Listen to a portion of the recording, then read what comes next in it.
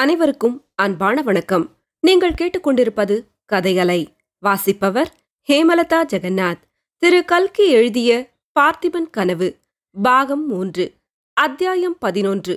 பழகிய குரல். குதிரை மேலிருந்து வெள்ளத்தில் பாய்ந்த விக்ரமன் சற்று நேரம் திக்குமுக்காடி போனான். படுவேகமாக உருண்டு புரண்டு அலையெறிந்து வந்த காட்டாற்று வெள்ளம் விக்ரமனையும் உருட்டி புரட்டி தள்ளியது.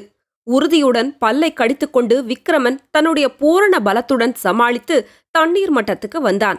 பின்னர் வெள்ளத்தின் போக்கை அனுசரித்து நீந்தத் தொடங்கினான். கொஞ்சம் நிதானித்து சுற்றுமுற்றும் பார்த்தபோது இரு கரையும் ஏறக்குறைய சம தூரத்தில் இருப்பதாக தோன்றியது. எனவே வந்த வழி திரும்புவதைக் காட்டிலும் அக்கறைக்கு போய்விடுவதே நல்லது என்று தீர்மானித்துக் கொண்டு எதிர்ப்புறம் நோக்கி சென்றான்.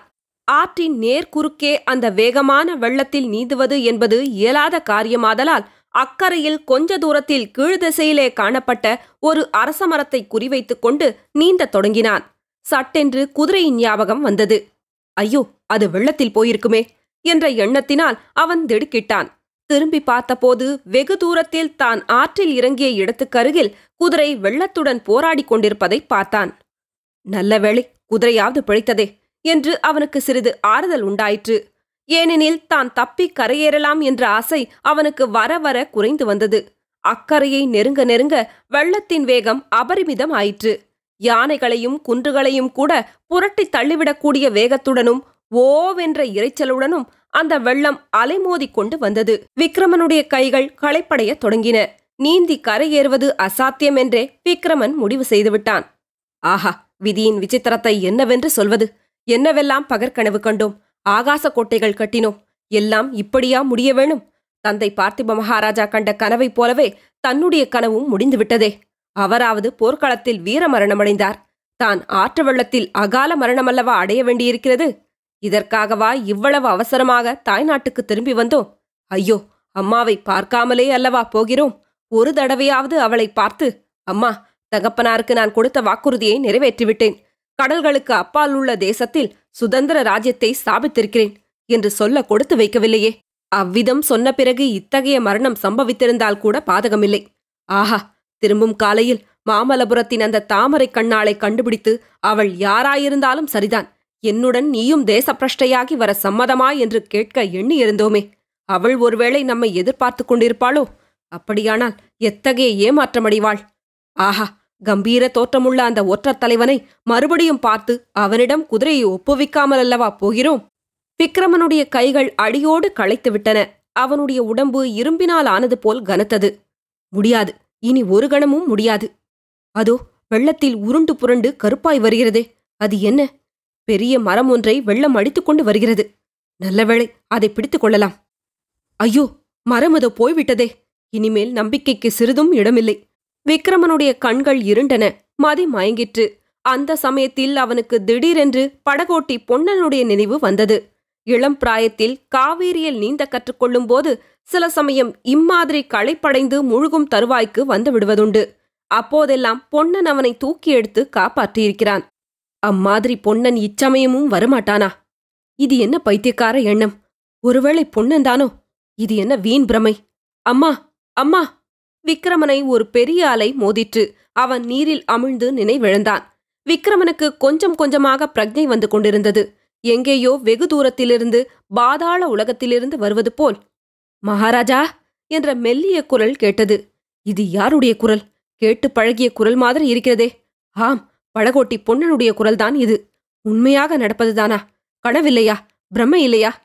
கடைசியாக காட்டாற்று வெள்ளத்தில் தான் இறங்கியதும் நீந்தி கை களைத்து நீரில் மூழ்கியதும் விக்ரமனுக்கு நினைவு வந்தன. ஒருவேளை இது மரணத்திற்கு பிறகு மறு உலகத்தில் கேட்கும் குரலோ? இதுவரையில் விக்ரமனுடைய கண்கள் மூடியிருந்தன. இப்போது ஒரு பெரும் பிரயத்னம் செய்து பார்த்தான். ஆமாம், படகோட்டி பொன்னனுடைய முகம்தான் அது. மழையில் நனைந்து வெள்ளத்தில் மூழ்கி எழுந்திருந்த பொன்னனுடைய தேகம் முழுதும் தண்ணீர் சொட்டிக் கொண்டிருந்தது. போதாததற்கு அவனுடைய கண்களிலிருந்து நீர் பெருகி வழிந்து கொண்டிருந்தது. பொன்னா, நீதானா? இதெல்லாம் நிஜமா அல்லது கனவா என்றான் விக்ரமன். மகாராஜா, நானும் அதையேதான் கேட்க இருந்தேன். நிஜமாக நீங்கள்தானா அல்லது இது கனவா, பிரமையா? நிஜமாக விக்ரம மகாராஜாவையா நான் வெள்ளத்திலிருந்து கரையேற்றினேன்? உயிர் பிழைத்து கண் விழித்து என்னுடன் பேசுவது நீங்கள்தானா? ஒன்றுமே நம்ப முடியவில்லையே. ஆஹா, வள்ளி மட்டும் இங்கே இச்சமயம் இருந்தாளானால்! ஆற்றங்கரை அரச மரத்தடியில் ஒரு பெரிய வேரின் மேல் பொன்னன் உட்கார்ந்திருந்தான். அவனுடைய மடியின் மீது விக்கிரமனுடைய தலை இருந்தது. மழை நின்று சிறிது தூறல் போட்டுக் கொண்டிருந்தது. குளிர்ந்த வாடைக்காற்று வீசிற்று. இரவு சமீபித்துக் கொண்டிருந்தபடியால் நாலாபுறமும் இருள் அடர்ந்து வந்தது. விக்கிரமன் சட்டென்று எழுந்து உட்கார்ந்தான். பொன்னா, நான் தான், விக்கிரமன்தான். ஒரு அதிசயத்தைக்கள். வெள்ளத்தில் மூழ்கும்போது நான் என்ன நினைத்துக் கொண்டேன் தெரியுமா? கடைசியாக உன்னைத்தான் நினைத்துக் கொண்டேன். காவேரி நதியில் நான் நீந்த கற்றுக்கொண்ட போது என் கை சளைத்து தண்ணீரில் மூழ்கப் போகும் தருணத்தில் எத்தனை தடவை நீ என்னை எடுத்து படகில் ஏற்றிவிட்டிருக்கிறாய். அது எனக்கு நினைவு வந்தது. இந்த சமயத்திலும் நீ வரக்கூடாதா என்று நினைத்தேன். கரையிலே ஒரு மனித உருவத்தை பார்த்தேன். ஒருவேளை நீதானோ என்றும் எண்ணினேன். இருக்காது, இது பிரம்மை என்று எண்ணிக்கொண்டே தண்ணீரில் மூழ்கினேன். நிஜமாக நீயாகவே இருந்துவிட்டாயே! என்ன அற்புதம்! அவ்வளவு சரியான சமயத்தில் நீ எப்படி இங்கு வந்து சேர்ந்தாய் என்றான். எனக்கும் அப்படித்தான் ஆச்சரியமாயிருக்கிறது மகாராஜா. அதோ பாருங்கள் அந்த மண்டபத்தை என்று பொன்னன் சுட்டி காட்டினான். சற்று தூரத்தில் ஒரு சிறு மண்டபம் காணப்பட்டது. பெருமழை பீடித்துக் கொண்டபோது நான் அந்த மண்டபத்தில் ஒதுங்கியிருந்தேன். ஆற்றில் வெள்ளம் பிரமாதமாய் பெருகும் காட்சியை பார்த்து கொண்டு நின்றேன். அப்போது அக்கறையில் குதிரை மேல் யாரோ வருவது தெரிந்தது. ஆற்றில் இப்போது இறங்கினால் ஆபத்தாயிற்றே என்று நான் எண்ணிக்கொண்டிருக்கும் போதே நீங்கள் மளமளவென்று இறங்கிவிட்டீர்கள். ஆனால் அப்போது நீங்கள் என்று எனக்கு தெரியாது. குதிரை மேலிருந்து வெள்ளத்தில் குதிப்பதையும் நீந்தி இக்கரைக்கு வர முயற்சிப்பதையும் பார்த்து இவ்விடத்துக்கு வந்தேன். நீங்கள் கை சளைத்து முழுகுவதை பார்த்துவிட்டு தண்ணீரில் குதித்தேன். மகாராஜா, அந்த சமயம் சொல்ல வெட்கமாயிருக்கிறது. இந்த பெரும் வெள்ளத்தில் நாமும் போய்விட்டால் என்ன செய்கிறது என்று கொஞ்சம் யோசனை உண்டாயிற்று.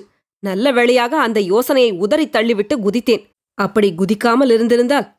ஐயோ என்று பொன்னன் கண்களை மூடிக்கொண்டான். அவன் உடம்பு வெடவெடவென்று நடுங்கிற்று. பொன்னா, அதை ஏன் இப்போது நினைக்கிறாய்? நமது குலதெய்வமான முருக கடவுள்தான் அந்த சமயத்தில் உனக்கு அவ்வளவு துணிச்சலை கொடுத்தார். இல்லை இல்லை, காலஞ்சென்ற பார்த்திப மகாராஜாதான் தோன்றா துணையாயிருந்து ஆபத்து வரும் சமயங்களிலெல்லாம் என்னை காப்பாற்றி வருகிறார்.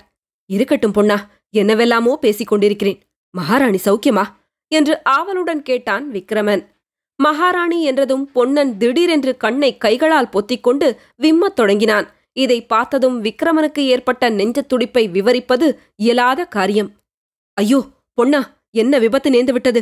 மகாராணி இறந்து விட்டாரா என்று பதைப்பதைப்புடன் கேட்டான். அப்போது பொன்னன், இல்லை மகாராஜா, இல்லை. மகாராணி எங்கேயோ உயிரோடுதான் இருக்கிறார். ஆனால் எங்கே என்றுதான் தெரியவில்லை என்றான். விக்கிரமனுக்கு கொஞ்சம் உயிர் வந்தது. அதெப்படி பொன்னா? உன்னிடந்தானே நான் மகாராணியை ஒப்புவித்துவிட்டு போனேன்.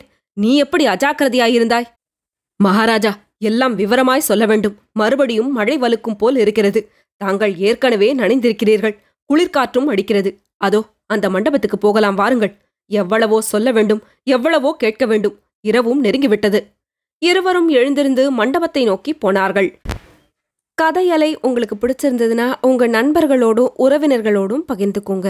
நன்றி.